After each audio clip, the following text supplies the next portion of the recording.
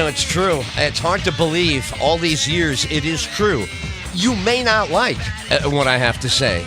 I say it anyway. Get Tyll podcast live on YouTube to our 200 subscribers. Nice to see you. It's still Monday morning, right? What else we got going on? We'll, of course, post all the podcasts now will be posted everywhere. And we have a special guest for Monday morning. Get ready. Strap in. So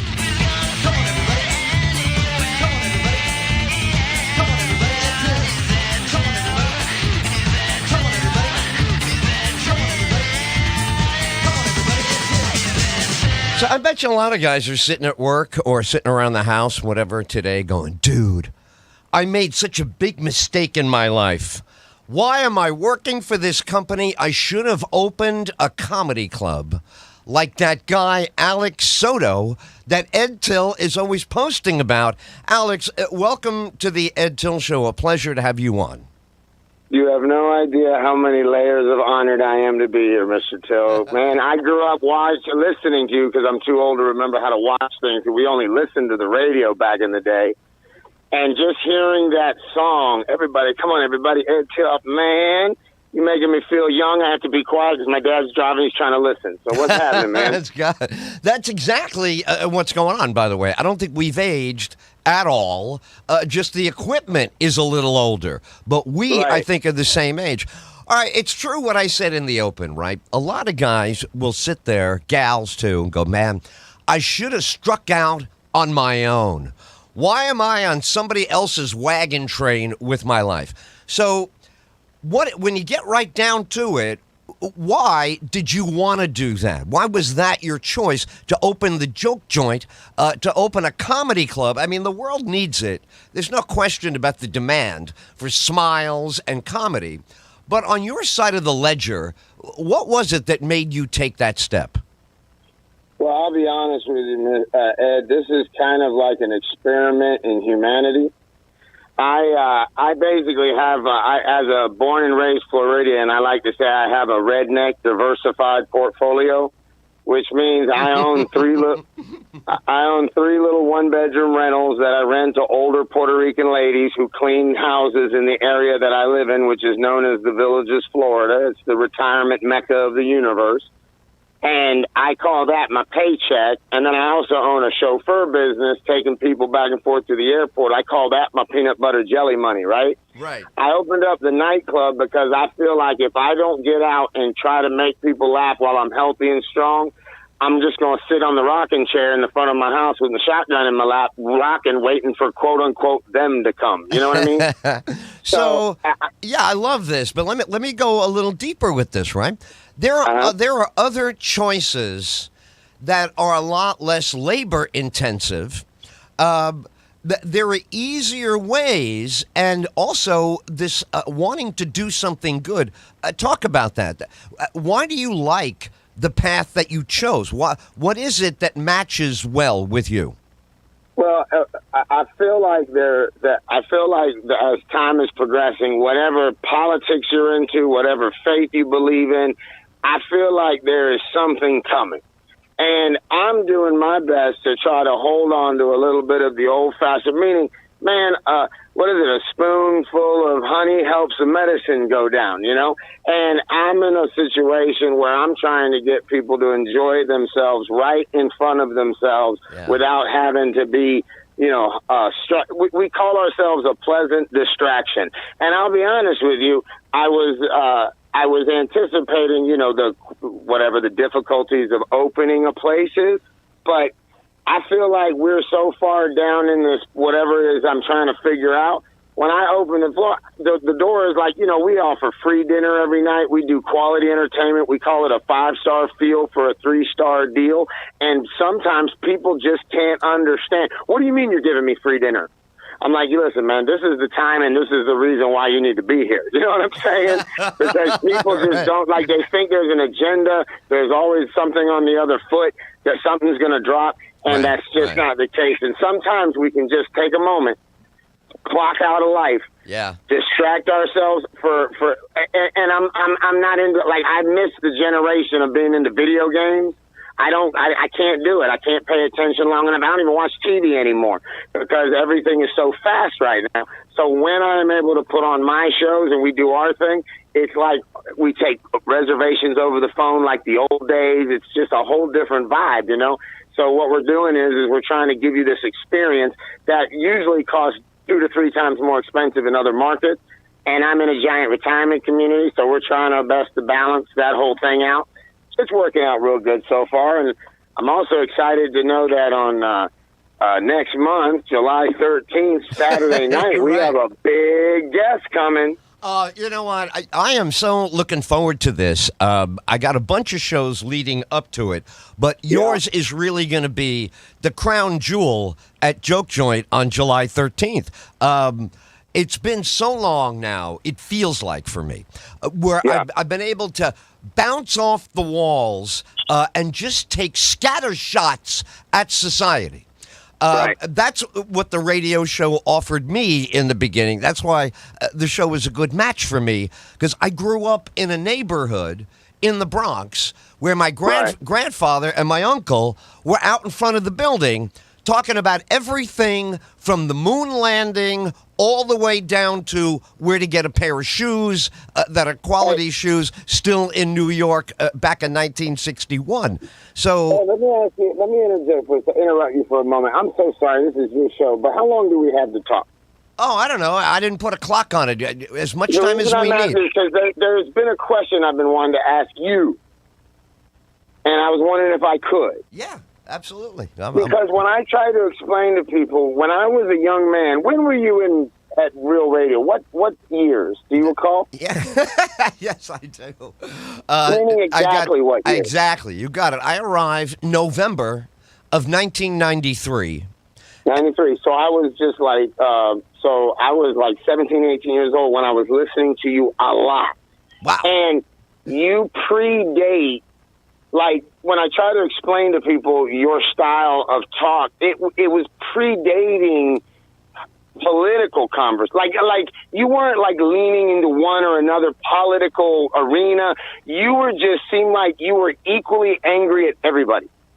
I believe that's the way to be. I mean, that's the truth, right? That guy was such a, like, and I'll be honest with you, Ed, I don't see, I mean, you know, and I think we talked about this laughing because I was a kid, so I don't know the dark side, the good, the bad, and the ugly. Right. But, like, the closest thing that I could tell people about you was, like, a Morton Downey Jr., wow. Right? Is that was his name? The guy who smoked the cigarettes and yelled? That's right. That's a guy. Right. Because he wasn't a political guy. He would just get into it with people. Yeah. And I always felt like you were this wealth of, and now I'm just giving you praises for no reason, but I always felt like you were like this, man, I've never seen, at the time, I don't know that I'd ever seen, and I really don't know much since that I can even place.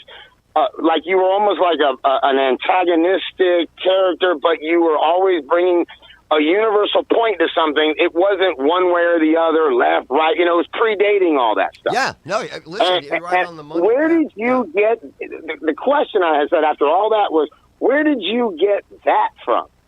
Like, how did you come up with that? How did you find that style? Because it's polarizing. Yeah, no, I think you hit the nail on the head there, right? I started in talk radio when there was no talk radio.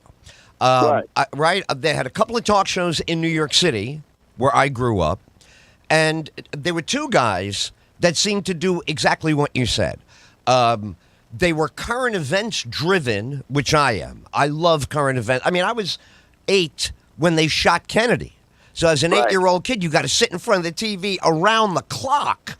Who did it? Where's the So our narrow age bracket of mine, we start out with the television is not just entertainment, it's news, and it can be live. This fire can be and then New York City, when I was a kid, we had riots all over the place. We had riots in Brooklyn, the Bronx. So our city burned again on live TV. So my grandfather and uncle were the most verbal, like me.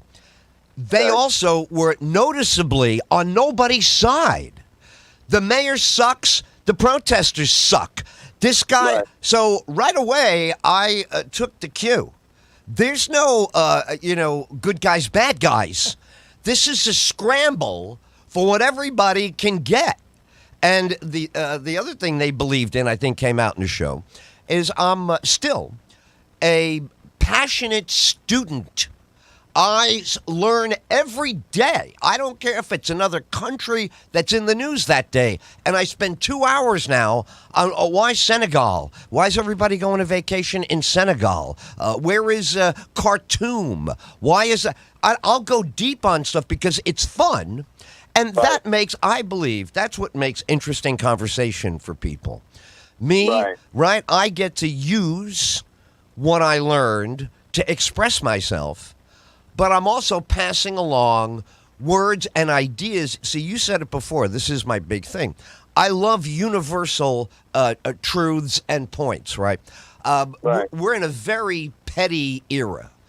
You know, you said it the wrong way, so I don't like what you said. But if you said it a different way and I agreed with the way you said it, then maybe, it's very superficial now. It's not about... Is the wagon train getting across the country or not? Are we stuck in the ditch and we don't know it, or are we moving forward? So that still applies now. I find the era the moment we're in right now, right? The moment, go ahead. It's a very refreshing thing to be equally offended and upset about. It's gotten to the point now where you can't trust anything you see or hear. Because you don't understand, you wonder what the agenda is. Why there's two completely different stories on both of the major networks. You know what I mean? Right. Same story, completely opposite. And I have daughters. My youngest daughter is 25. The oldest is 28. Excuse me. And the 25-year-old explains to me, they're like, "Dad, we're not missing this." And she grew up under a dad who had a skeptical hippo eyes about everything with authority. You know what I mean? Right. And now she's like, we as a people aren't missing this. So now you have Generation Z and whatever the hell comes after that. I'm running out of letters. But these people are coming up with absolutely no faith in what we have as authority, what we need to depend on. We want these people to make the right decisions. And now they're like, we don't trust anything we hear. Right. Right. Now, you can't blame them, right? I mean, they're only just downloading what they're seeing. Well, here's the thing now. This is going to be one of those typical Ed Tyll premises that will upset everyone, and then we navigate through it, and everybody can find their own salvation at the end. But just to call it the way it is, balls and strikes from behind the plate. The lack of parenting, not people being parents, but the act of the parenting that I was lucky enough. All right. So I'm poor Bronx kid, rough neighborhood, but my parents used the Catholic school, system for $28 a month. You bring in your own. Why? Because she didn't want to get me stabbed or raped or murdered up the street at public school.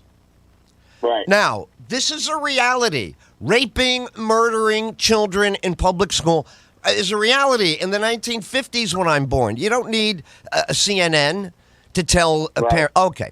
So they knew from Jump Street, right? And I'm only one kid. That's a whole other story, right? They didn't have any IVF. There was one kid available in my mother's uterus. I was it. Right. Right. So, right, exactly. They didn't go all over the world. We need a second baby or else. Right. Those are really, I feel sad for those people. But what did they do even with no money? With no money. I mean, there were presents once a year at Christmas. You got two. That's the end of it. There's no buying things. No coming home. Okay. In the middle of all that, they made sure that I was safe and I got good grades and that I was going to climb out. That was the whole thing. Does he know how to climb out? It wasn't about them. They didn't get great vacations. Why? They were poor. You don't get a vacation when you're poor. It doesn't matter how sad you are. It's not about how sad and difficult life is. You just don't get stuff. So this forced them, with the other parents that did it, to look at our homework every day, check our penmanship, check our spelling, check everything that we did. Why? These kids have to be much better than us. They can't be anything like us. We're way behind. The kids got. So I believe America lost that in the 60s with the hippies. The hippies were the first, right? The first women to have babies that didn't want to take care of babies. They just wanted to have babies. They didn't want a bottle feed or a nurse. They didn't want to do any of it. And if you look today, even the richest ones the other day, Kardashian, I can't handle it. I can't handle. So that you got to deserve an F. You're flunking. Right. So if you get disease and you die young or whatever, it's a lesson to people. You misbehaved. So now when you take a step back to the moment we're in, I think we've had a good 40 years of latchkey kids. What they used to say when I first got on the air, a kid that wears the house key around the neck. Yeah. Why? No parent at home? What's wrong with those people? Well, they both have to work. What's their problem? They can't afford a kid, but now the kid has to go alone. Then the kid is there when the house gets robbed. The kid is there when the stove catches on fire. We used to say, what's wrong with those people? Not, poor people can't take care of their babies. What's wrong with these people? Don't they? Right. So now, if I'm a kid out of that, right, like you mentioned before the groups, right? Let's say I'm a millennial and I watched all that, or I'm a Generation Z. I'm 14, 15 today, watching all of that. You say, well, your parents are total effing losers. I can't stand these people. They didn't sacrifice anything and we're nowhere. Okay, so I'm not going to back anything that crowd is handing me if I'm them. You guys don't know how to do anything. You actually went backwards in earning. You went backwards in the size of the family. You flunked everything. Why? How do you look? Did you get your skin done? Did you get your hair plugs? Did you get dirt? Okay, so I love that there's a price to pay, punch in the face for all the narcissism. This is what happens. The planet does it also. You get scorched earth, and then a drop of water will start it all over again. But I do believe it's a ripoff. If you're a kid now at 30 or you're a kid at 15, you say, why did they do that? How could they be so shallow, and yet we're stuck now? Well, the plastic at the bottom of the planet, you and I, again, you're younger than me, but I remember there were no plastic bottles when I was a kid. None. No. Okay, none. No, we used to get the glass bottles and the whole shit. You got to redeem them. And so, in other words, this was all deliberately done. There's no innocent victims. This is all deliberate, what do you call it, waste. What's that in business? There's waste and something. Waste and spoilage. Right. Either it rotted because nothing, or it was left I didn't even know it was in the warehouse. So I don't know. I mean, that's a very dark view, but it has nothing to do with politics. In my lifetime, it's never mattered who the president was once. Not once did the president matter to my paycheck. Point. Yeah, to my paycheck, to my rent. Yeah, go ahead. No. That is I'm just saying that is I don't remember. I think the first time I remembered anything to do with a president was when Clinton wore sunglasses and played the saxophone on Arsenio Hall. There you go. And I think we had discussed this once prior when you'd come by the club.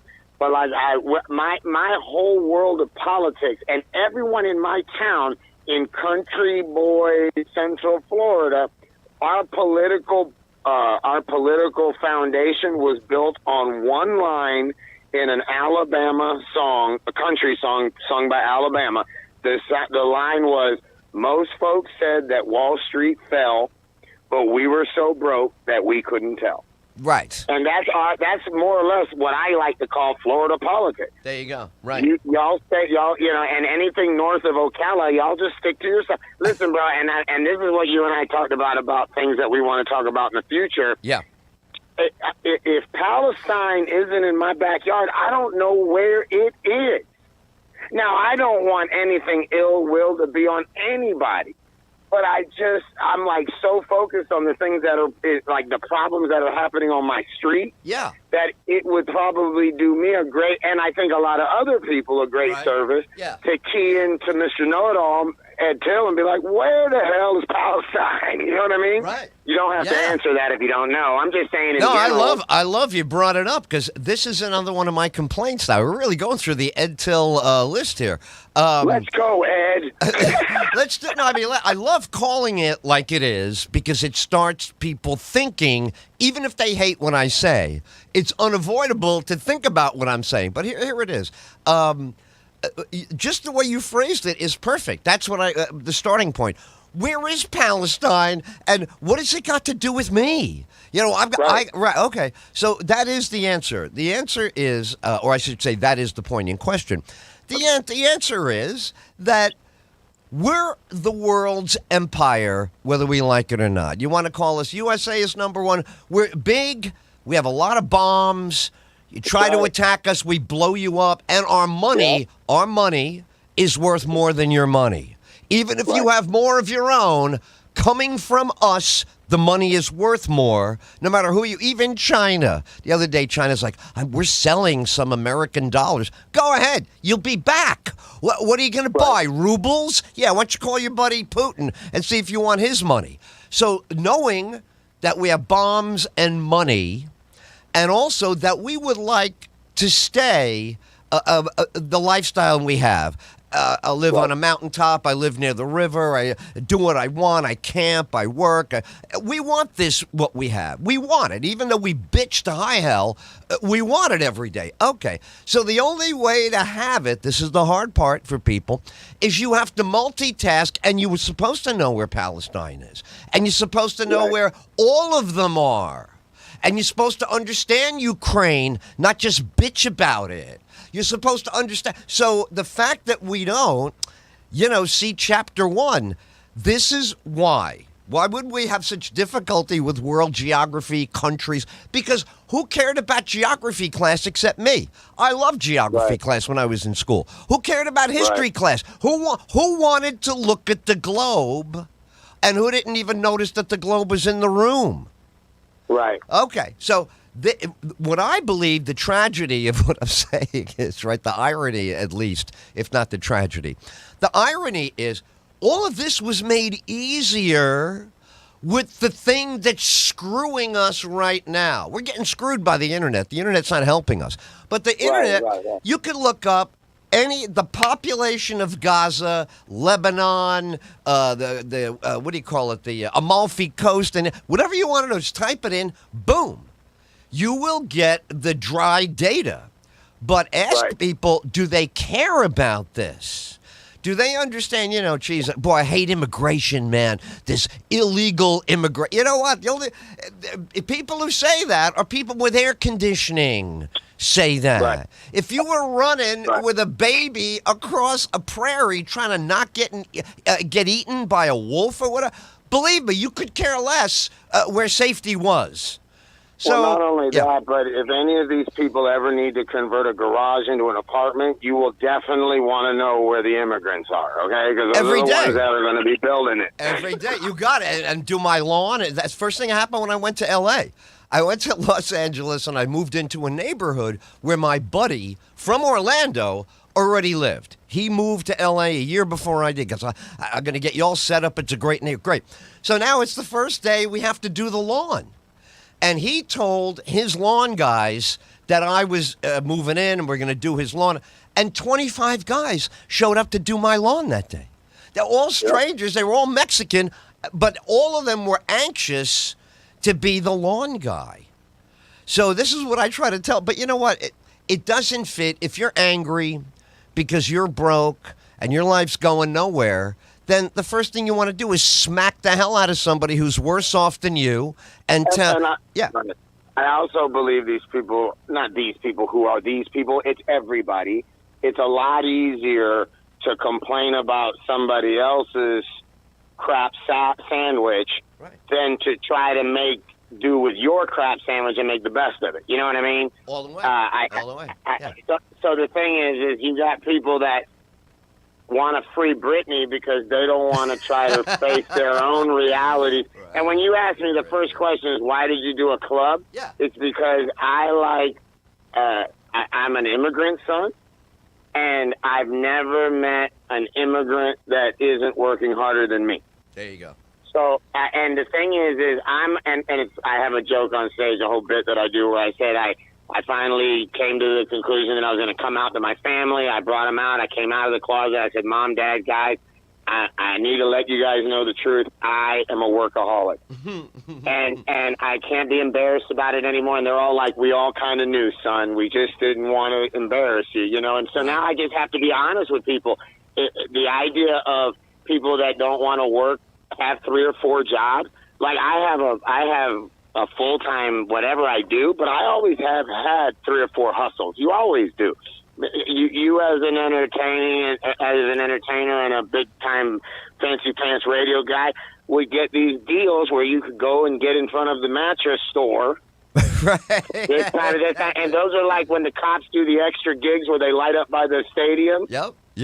You know, and you could choose not to do that and be one of those elusive radio guys that you never see. Right. No. And then, or you could be, especially when you're young and grinding, you know, and the next thing you know, you're doing anything and everything 10 different ways. You're cutting a ribbon at a skating rink. It's not even in the town you belong, but and now all of a sudden you're doing things because that's how you do. You don't live off the money you make. You live off the money you make off your side hustle. Listen, you must know a lot more about this because that's exactly what the career path was in the 90s and the O's. And even somewhat 80s as well, but it really cranked up in the 90s. This is one of the great things about the country and the society also. Everything you just said, you can pivot off of everything you do.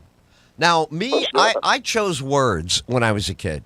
Right? I was in a band. I sang. I wrote songs. I wrote poetry. I rewrote The Merchant of Friggin' Venice by Shakespeare. That was my 9th grade English project. Rewrote the whole friggin' play my own way. So I wanted to use words, but honestly, I think I mentioned this before. There was no talk radio per se. There You're like a minstrel in the wrong era. A little bit when I start. Because when I start out, it's all morning shows. It's only the guy, and then of course Howard's about 2 years ahead of me getting on the air. Like he starts out in Baltimore, he comes out of college in New England, gets on, meets Robin, takes off. So even when he got there, nobody was talking the whole morning. They would talk at the top of the hour with the news guy. You know, the weather today, the kids with the bicycles. But it was never clear the decks. I just want to talk about this now. Now we're going in on something. I'm going to talk for 12 minutes. Then you can talk, and we're going to open the phones. Yeah. This was never, it didn't exist. That was the shit, man. I'm sorry. That was awesome. I'd never seen a platform like that, and I came into it. My dad listened to shortwave radio, so he always listened to weird stuff. Right. He didn't like music. He was a weirdo, too. But so I grew up with, and that's one of those things that I connected with him. God, I'm sorry, I didn't mean to interrupt because I'm getting excited. I remember these times. Go ahead. So the format, because the closest thing. No, you know what? Like, you didn't actually digress. Your father is pivotal right there.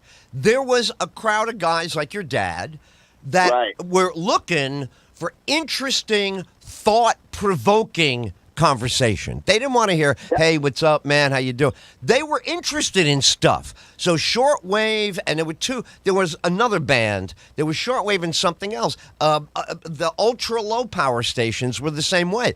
It was conversation because of their intellectual appetite. They wanted to hear not the same old crap. So that's exactly what talk radio did. It gave these talker, thinker personalities, it gave them a venue. And it was amazing how fast it caught on. I start my show in 1981, overnight, Fort Lauderdale, midnight to 5 a.m. And I'm told to keep it short and don't get into anything substantive with them. Just be nice and say hello, thank you, Margaret, and get them off the air. And within 2 shows, I'm doing the opposite. I'm all drilling down, asking them a million questions. He hotlines me. We don't do that. What's wrong with you? You can't do this with. And he ripped me so hard that I was like, I'm on to something.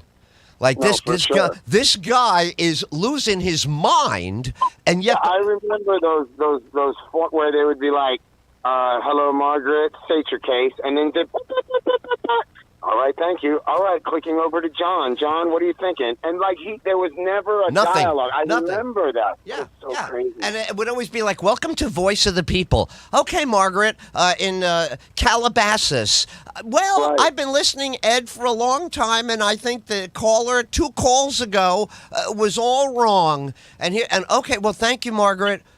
Wow, come on, man. You know, the Chinese, that's how the Chinese can brainwash you. You want to brainwash people, put that on all night. They wake up the next day with those dilated pupils, man.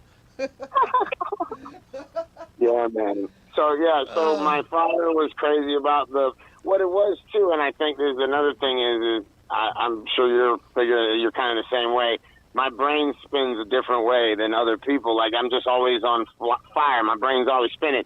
So when I hear podcast today and talk radio and when I was coming up and what I hear now, the way you want to hear a different perspective from somebody about something you don't even think about. Right. Because it allows you to hear something and then you can put your thought process to it. There you go. And it just, all I felt like it did was strengthen, it's like a bunch of, word dorks, you know what I mean? It strengthens all perspectives because you had so many different things to think about.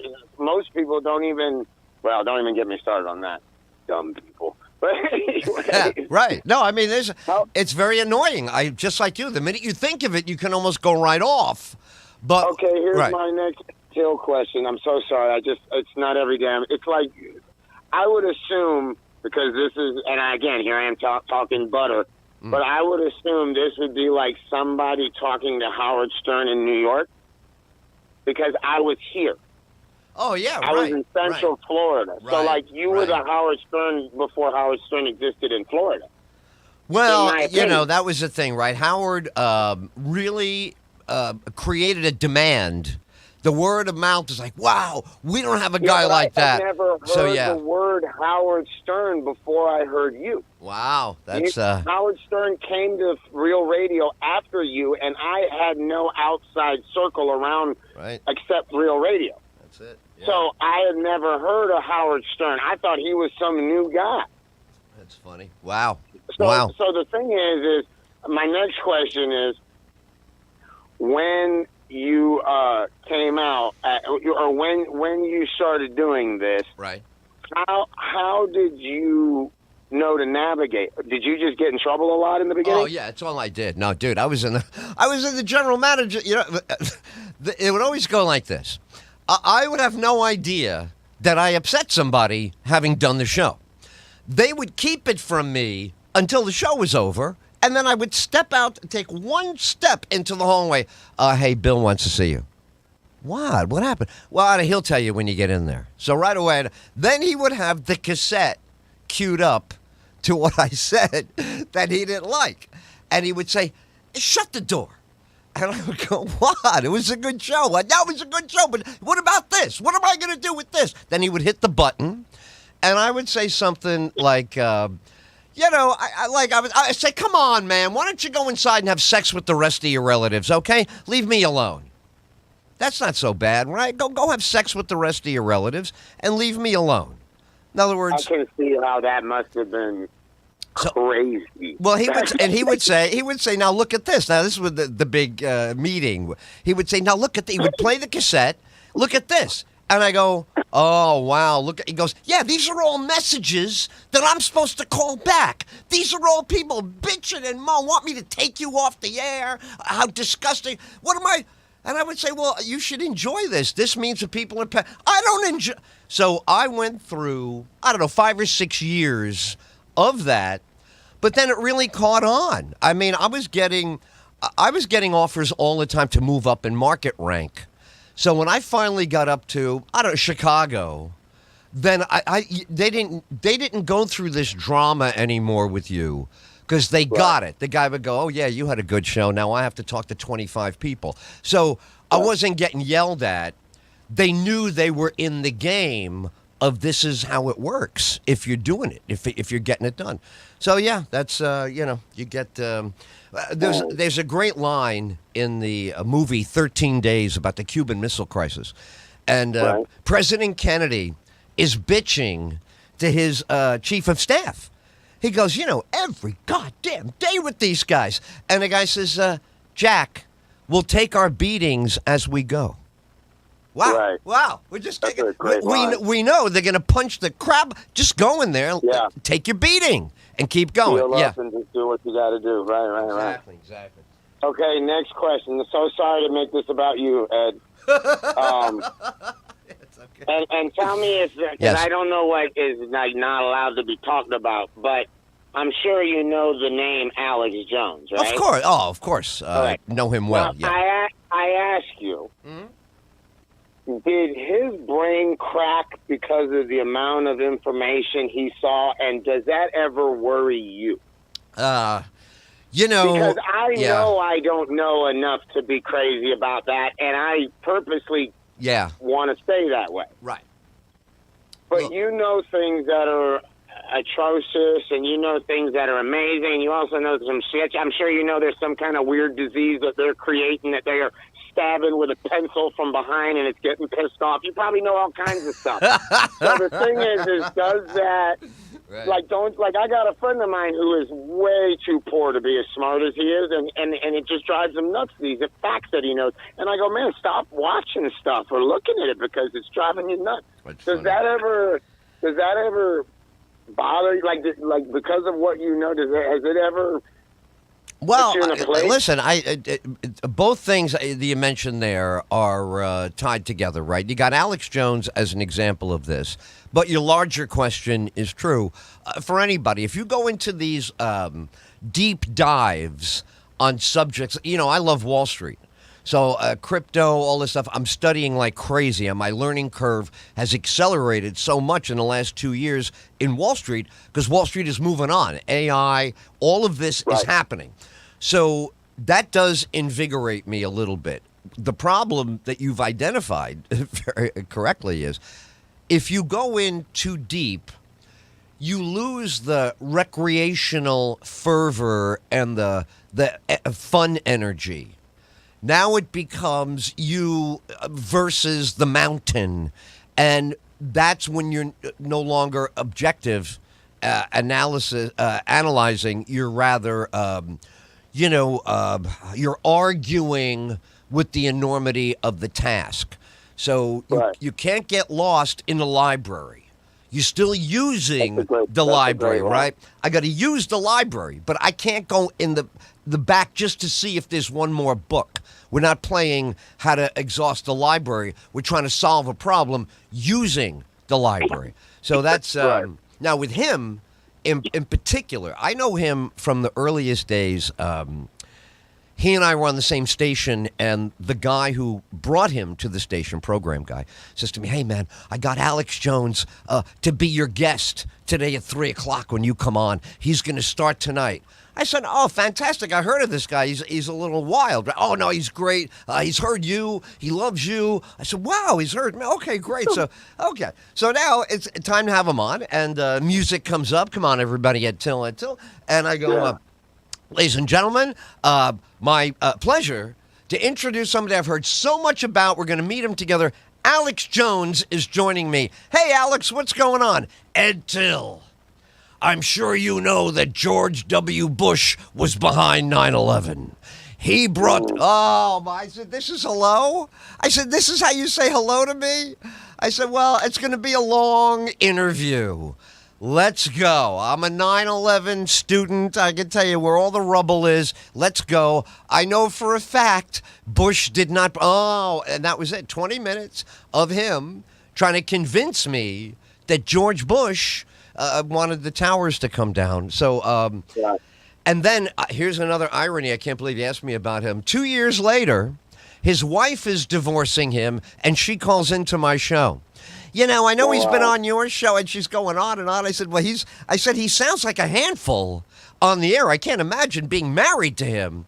So I do have firsthand experience with, but how does it end with him? The other day, he's sitting there on TV, broke or whatever. They're going to take his money. They're going to. He's still going to be on, I think, but he's not going to own it. Whatever. I really, I feel ashamed of what he did to those people in Sandy Hook. You can't just go on the radio and make Right. somebody feel like they're a Well, fool about. I think that's go on. why his brutal mistake was. Again, like you said, he was so far out there with that. And it's. I wonder though. I mean, just ask an honest question because as a comedian, that's kind of what I try to hang my hat on the most. Try to keep me out of trouble. Is as a comedian,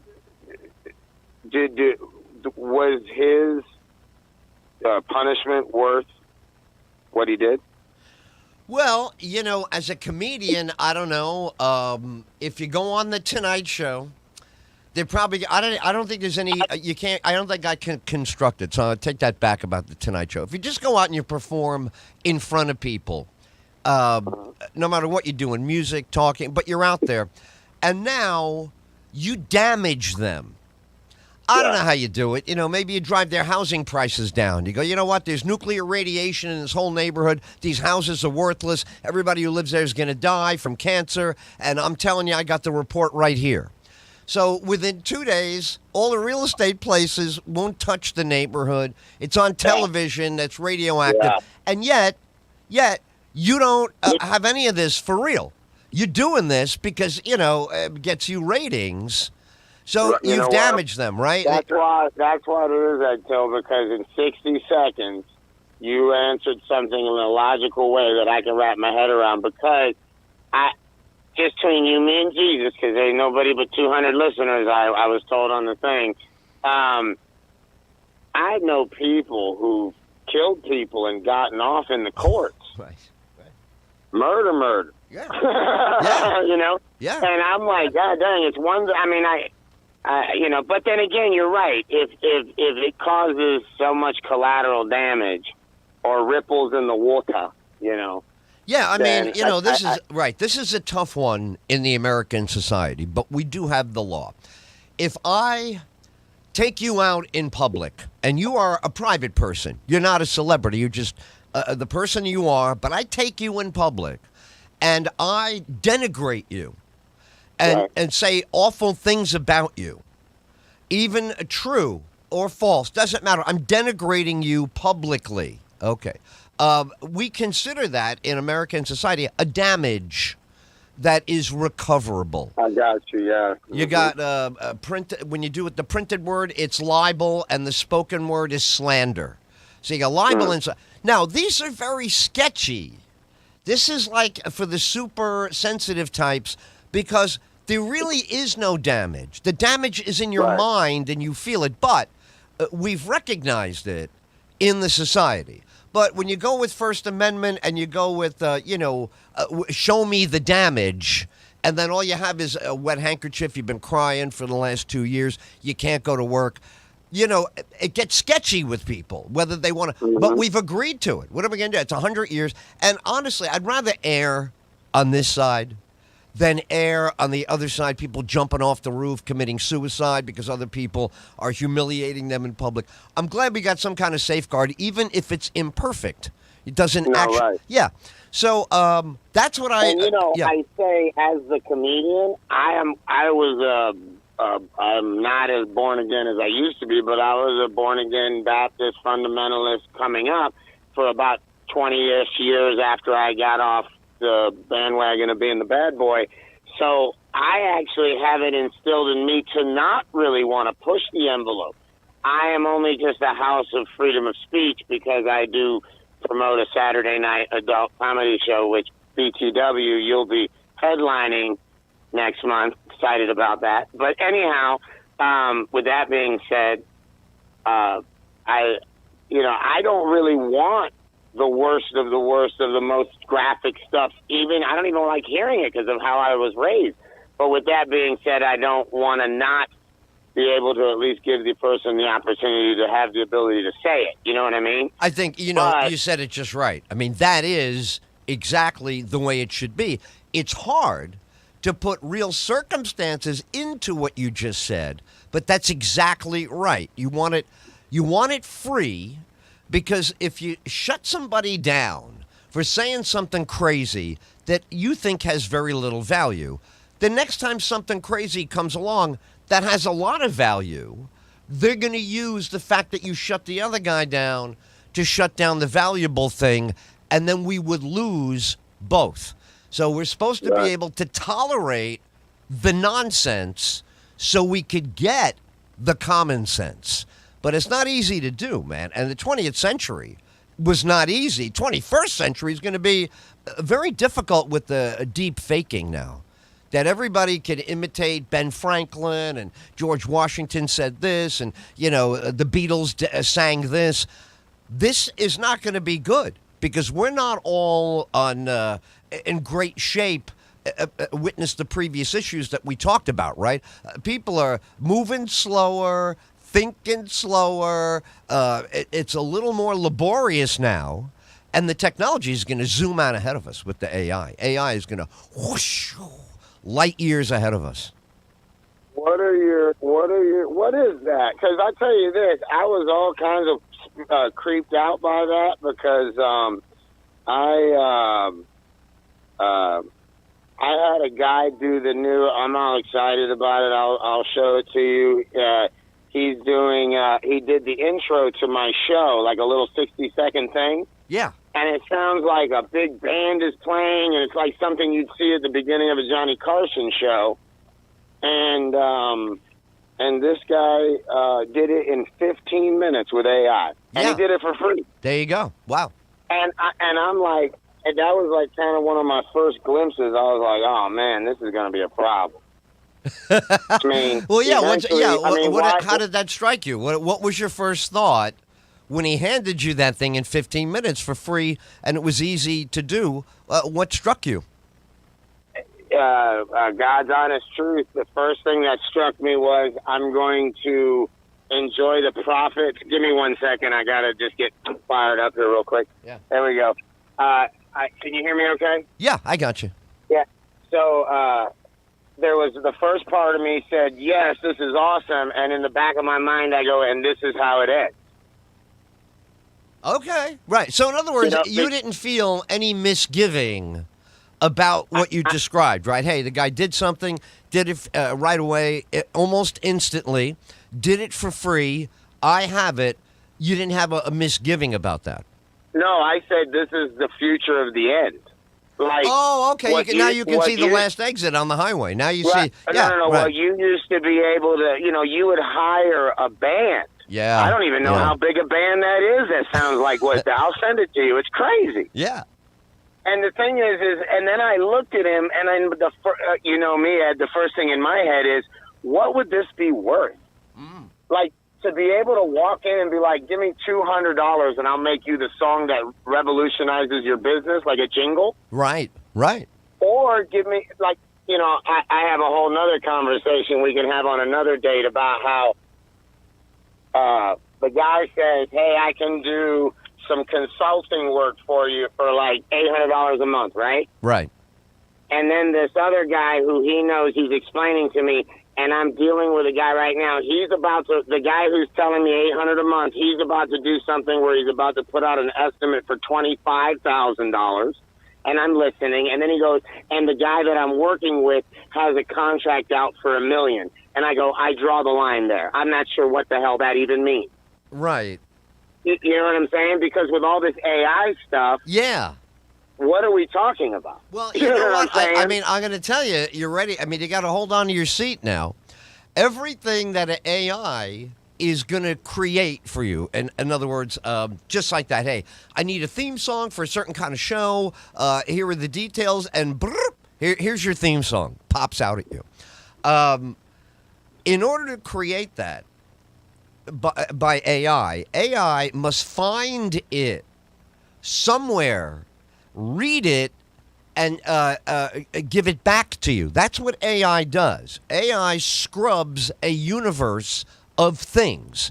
So if you and I want to build an AI, want a laptop AI that does music, just what we're talking about, themes for people. So you would find a universe of music. You would teach it to the AI, feed it to the AI. You would point to it. The AI would super fast read everything. Then every time you ask the AI a question, it will juggle, is the best word, juggle everything it's read and give you a combination that it thinks you are asking for. Does that make sense? Bro, not only does it make sense, but it's like, I guess the question is, will it ever figure out how unimportant the biology of us is? And how long will that take? Well, yes and no. Without our biology, it may conclude that it cannot grow because we might have to infuse it with something it's unaware of. It can only be aware of what it's been exposed to. It doesn't have imagination. Only we have imagination, right? You and I can say, "Oh, look at that pear. What a delicious piece of fruit. Why is it yellow? Not why yellow is what it is. Why is it blue? Why is it purple?" Now, AI is not going to think of a purple pear unless it's told purple pear, because purple pears don't, spontaneously identify themselves. So AI is still a function of, listen, this is the oldest principle that you and I have heard ever about computers. It's still garbage in, garbage out. You can only get out of a computer, but the computer cannot conjure an idea that it has no building blocks for. All it can do is, it speed reads and it juggles words based on how those words have been used. Right. So I think that should calm people down, that the machines are going to come over the hill. Now, the truth is, if you program them badly, of course they could wipe out the hospitals. Of course they could wipe out old people. You could do that now. If you pointed a nuclear weapon at a town with, only old and children, all right, so I believe that's where we shouldn't get... we shouldn't be like Star Trek afraid, right? We're not going to have the tribbles drop down. We shouldn't go that route. I'm more Terminator afraid. There you go. I'm more Matrix afraid. There you go. Well, Matrix is good. I think to always remember, what is it called? Quantum mechanics proved. There are no individual objects in the universe. They're all dripping with electrons and atoms and subatomic particles, and it really is more soupy than it is crystal clear and everything standing apart. So when you think about that scientifically, it's all right, you know what? Everything is interconnected. That ought to be our salvation. That should not be our doom and our end. You know what I mean? If we put our mind to it, we can right the ship, but we can't get lazy and think we don't have to right the ship, or the ship is pretty much okay. That's what we did with the 20th century, right? Everything is pretty much okay. Now there's plastic in everybody's organs now. Now we have microplastics. Why? Because we didn't do anything about all that plastic we threw all over the place.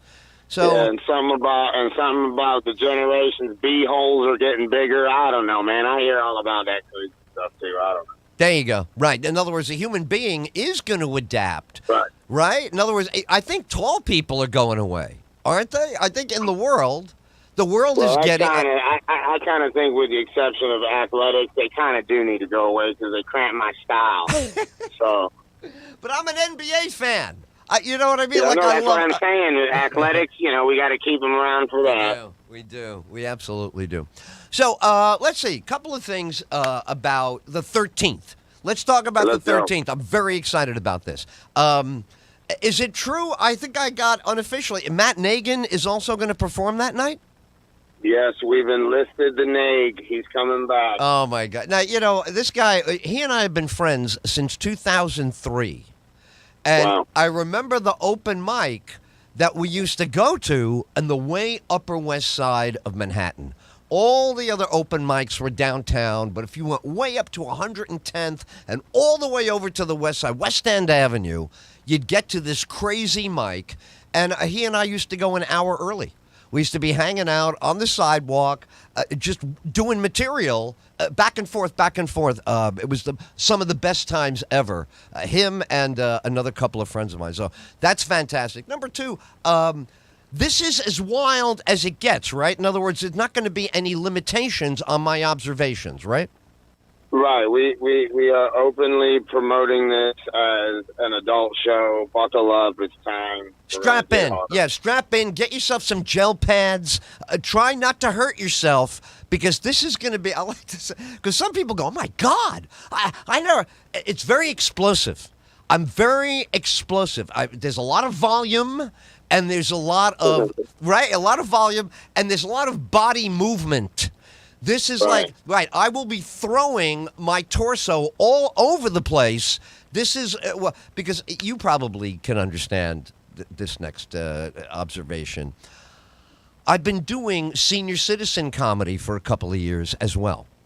And you can't frighten them, and you can't scare them and put them into some kind of tizzy. So I have been holding back for the last 2 years, wanting to do what I'm doing with you. And now I might have mentioned I got a bunch of shows leading up to your show. Because I'm like, every time I do a show now, I'm throwing in something else that I think needs to be said. Sure. Right? Because now when you get out there, you start really looking. Oh, wow. You know what I should have thrown? So you really are going to have an unloading. I'm bringing the whole bag, and I'm throwing it out on the stage, man. All right. Let's go. Carrot Top will be there July 13th. He's going to be doing prop comedy all night. Throwing everything on stage, and he's going to beat you over the head with it. Oh, my God. And then I'll beat myself up, so maybe at the end of the show, I'll just be lying there, beaten across the stage. Everything will have come out that needs to be. See, this is something about comedy that I found very attractive. I'm a Kinison fan. I saw Kinison a number of times. A Rickles fan so many times. Carlin, yes, but Carlin was a different style. I like it even more aggressive than Carlin, but I used to be exhausted when I left the shows. When the shows were over, I was sweaty, even though they did the show. I was all wiped out. I was drained. So that's my criteria. If the audience still has any energy left, I've failed them. I got to get all of it. Well, I'm excited to have you out, man. We're looking forward to it. And like I said, I got other plans. You know, this camera thing has just been where the guy's coming this week. I should have it in place. If not, we'll just have to reschedule that Sunday thing, but we'll still do everything else as it was. But I'm super amped, man, to have this thing happen. And we're gonna, like I said, I told you my plans, man, my backdrop plans behind the scenes. We don't need to exhaust the people with the details, but... No, absolutely. That's just our theme song. We're wrapping up here in about 30 seconds. But Alex, let me say, why don't we try to do this once a week? What do you do? Dog, I would love that. I would love that. Next Monday at 12 noon. Okay. Well, here's the thing. Next Monday, I'm actually performing in New York, but we can still do it. We'll do it from whatever works for you, man. If you got to record before, during, after, whatever works, we'll make it work. I was just going to say, I'm performing Monday night at 9. So Monday at 12 noon is perfect. We'll be, we'll talk from New York. But thanks for being on today. Alex Soto, the Joke Joint is on 441 in Summerfield. If you would like to attend on July 13th, Alex, why don't you give them, you like the phone number you mentioned before. Give them the phone number to make a reservation for July 13th, Ed Tyll Live at the Joke Joint in Summerfield. It's 13685 US 441 in Summerfield, Florida. The phone number is 352-871-0909, www.jokejoint.tv. Beautifully done, man. Thank you. We'll talk to you again. We'll talk a week from today. Fantastic. Well, I don't know. Where did this hour go? Come on. That was a fast hour, man. I'll tell you that right now. We're going to do tomorrow, Matt Megan joining us at noontime Eastern, Ed Tyll on YouTube Live.